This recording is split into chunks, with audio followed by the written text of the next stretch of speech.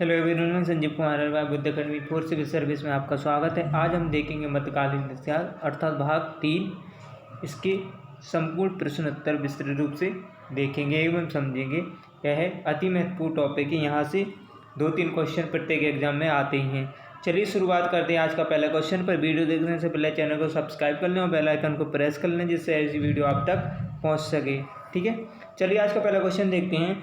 निम्नलिखित में से किस में हिंद तथा ईरानी वास्तुकला का सर्वप्रथम समय में देखने को मिलता है? तो देखिए अति महत्वपूर्ण प्रश्न है। सबसे पहले देखिए हिंद तथा ईरानी जो वास्तुकला का सर्वप्रथम समय में देखने को मिलता है तो शेरशाह के मकबरे में। ठीक है, अति महत्वपूर्ण प्रश्न है। चलिए नेक्स्ट क्वेश्चन देखते हैं। शेरशाह के बचपन का नाम था तो क्या था? फरीद खां। ठीक है, चलिए नेक्स्ट क्वेश्चन देखते हैं। शेरशाह को उसके पिता हसन खान ने एक जागीर के प्रबंधक के रूप में नियुक्त किया था। वह जागीर थी। देखिए शेरशाह को उसके पिता हसन खान ने एक जागीर के प्रबंधक के रूप में नियुक्त किया था। वह जागीर थी तो क्या कौन सी थी? सहस्राम या सासा। अति महत्वपूर्ण प्रश्न ज्ञात रखना। ठीक है, चलिए नेक्स्ट क्वेश्चन देखते हैं। दक्षिण बिहार की उस शासक का क्या नाम था जिन्हें फरीद खां को शेर खां की उपाधि दी थी? अपना वकील, प्रतिनिधि, उप प्रशासक एवं अपने पुत्र का अतालिक संरक्षक या शिक्षक के नियुक्त किया था। तो बहार खां नूरानी, ठीक है, या लोहानी। चलिए नेक्स्ट क्वेश्चन देखते हैं। दक्षिण बिहार का वास्तविक शासक बनकर शेर खां ने उपाधि धारण की थी। देखिए दक्षिण बिहार का वास्तविक शासक बनकर शेर खां ने उपाधि धारण की थी तो हजरत आला। अति महत्वपूर्ण प्रश्न याद रखना। तो दक्षिण बिहार का वास्तविक शासक बनकर शेर खां ने उपाधि धारण की थी तो हजरत आला। अति महत्वपूर्ण प्रश्न। चलिए नेक्स्ट क्वेश्चन देखते हैं। हुमायूं और शेर खां के मध्य लड़े हुए युद्धों में कौन सा युद्ध निर्णायक था, जिसमें विजय के उपरांत शेर खां ने शेरशाह आलम अल आदिल की उपाधि धारण की थी? तो चौसा का युद्ध। ठीक है, अति महत्वपूर्ण प्रश्न ज्ञात रखना। चलिए नेक्स्ट क्वेश्चन देखते हैं। किस युद्ध को जीतने के बाद शेरशाह ने दिल्ली में द्वितीय अफगान राज्य की स्थापना की थी? देखिए किस युद्ध में शेरशाह ने दिल्ली में द्वितीय अफगानी राज्य की स्थापना की थी? कन्नौज या बिलग्राम का युद्ध। ठीक है, चलिए नेक्स्ट क्वेश्चन देखते हैं। भारत के इतिहास के संदर्भ में अब्दुल हमीद लाहौरी कौन था? तो भारत के इतिहास के संदर्भ में अब्दुल लाहौरी कौन था? शाहजहां के शासन का एक राजकीय इतिहासकार। अति महत्वपूर्ण प्रश्न ज्ञात रखना। तो अब्दुल हामिद लाहौरी कौन था? तो शाहजहां के शासनकाल में एक राजकीय इतिहासकार था। ठीक है, चलिए नेक्स्ट क्वेश्चन देखते हैं। कथन पहला देखते हैं। शाह आलम द्वितीय ने सम्राट के रूप में प्रारंभिक वर्ष अपनी राजधानी से दूर व्यतीत किए। देखिए नेक्स्ट देखते हैं। उत्तर पश्चिम सीमांत से विदेशी आक्रमण का भय घात लगाए रहता था। तो ए और बी दोनों सही हैं, आर और ए का सही स्पष्टीकरण नहीं है। ठीक है, चलिए नेक्स्ट क्वेश्चन देखते हैं। धर्मत का युद्ध अप्रैल 1658 में से किन के बीच लड़ा गया था? तो धर्मत का युद्ध लड़ा गया था 1658। तो औरंगजेब और दारा शिकोह के मध्य। ठीक है, अति महत्वपूर्ण प्रश्न। चलिए नेक्स्ट क्वेश्चन देखते हैं। कथन पहला। खानवा के युद्ध निश्चय ही पानीपत के प्रथम युद्ध की अपेक्षा अधिक निर्णायक और महत्वपूर्ण था। ठीक है, कारण देखते हैं। राजपूत वीर राणा सांगा और निश्चय ही इब्राहिम लोदी की अपेक्षा अधिक दुर्जय शत्रु था। तो option number A right answer.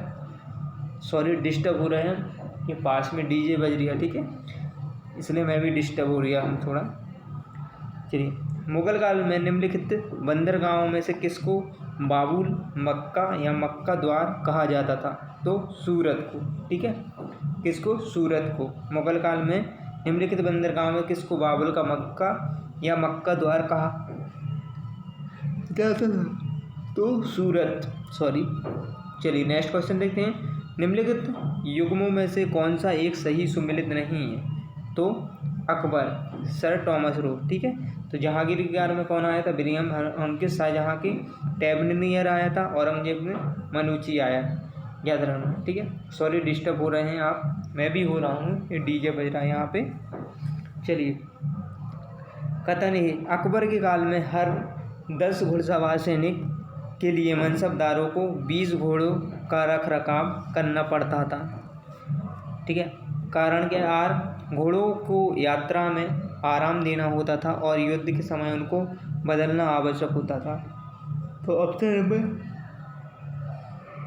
D A गलत परंतु आर सही। चलिए नेक्स्ट क्वेश्चन देखते हैं। निम्नलिखित कथनों पर विचार कीजिए। आहादी बेघुड़सवार सिपाही थे। तो देखिए, आहादी बेघुड़सवार थे, कौन थे? तो option number B right answer. 1 2 3 सही है, ठीक है। 1 2 3 सही है इसका राइट आंसर। चलिए नेक्स्ट क्वेश्चन देखते हैं। कंधार के निकल जाने से मुगल साम्राज्य को एक बड़ा धक्का पहुंचा। तो ऑप्शन नंबर सामरिक महत्व का केंद्र दृष्टिकोण से, ठीक है। सामरिक महत्व के केंद्र के दृष्टिकोण से। चलिए नेक्स्ट क्वेश्चन देखते हैं।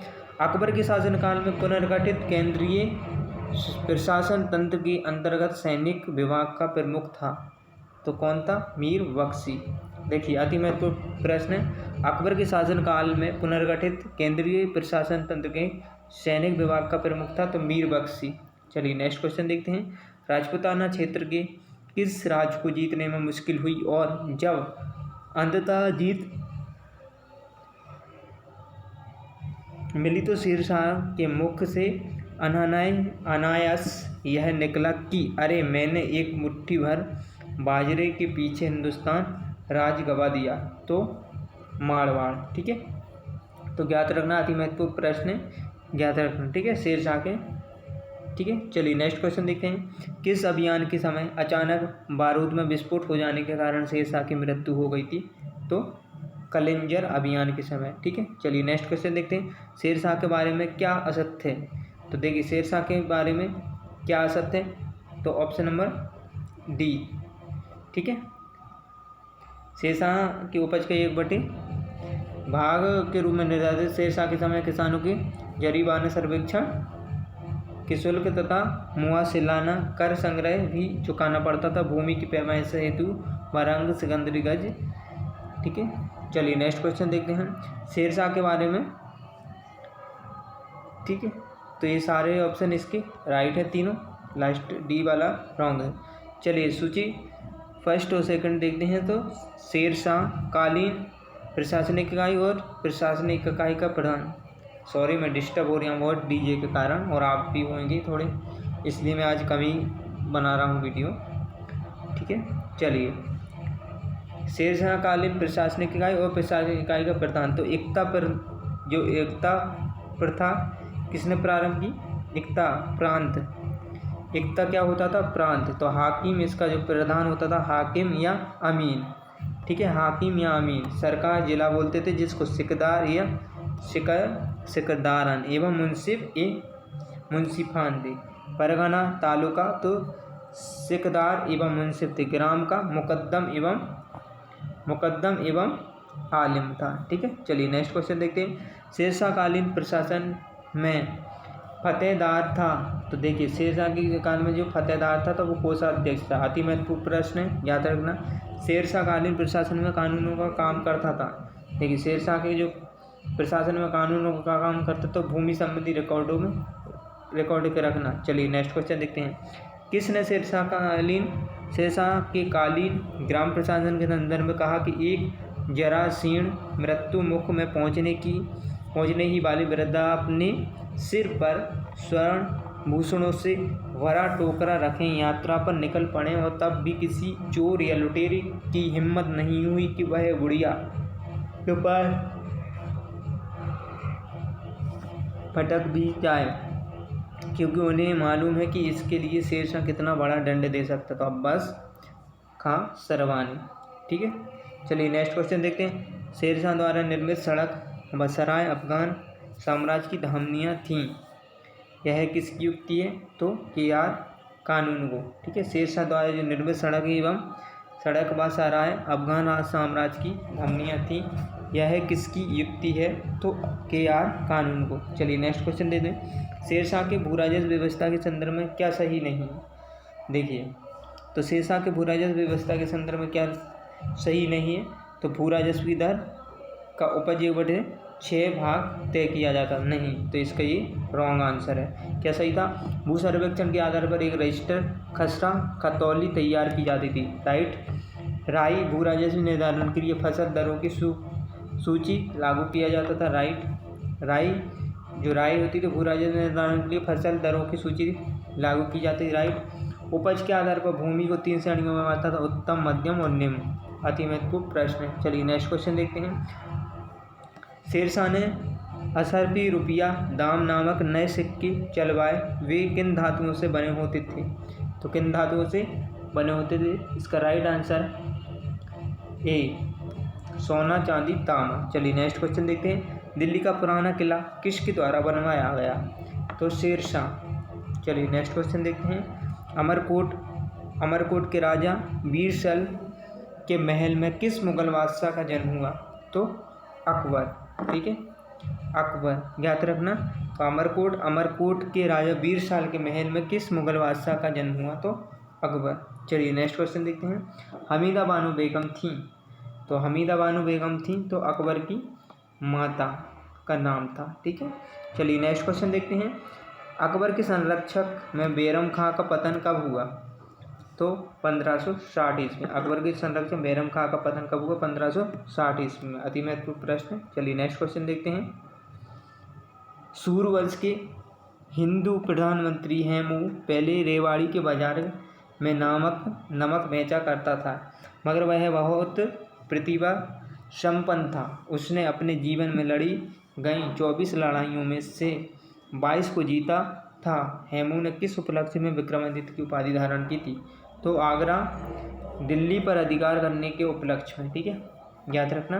तो आगरा दिल्ली पर अधिकार करने के उपलक्ष्य में, ठीक है। Thank you my video, please like करें, अधिक से अधिक शेयर करें।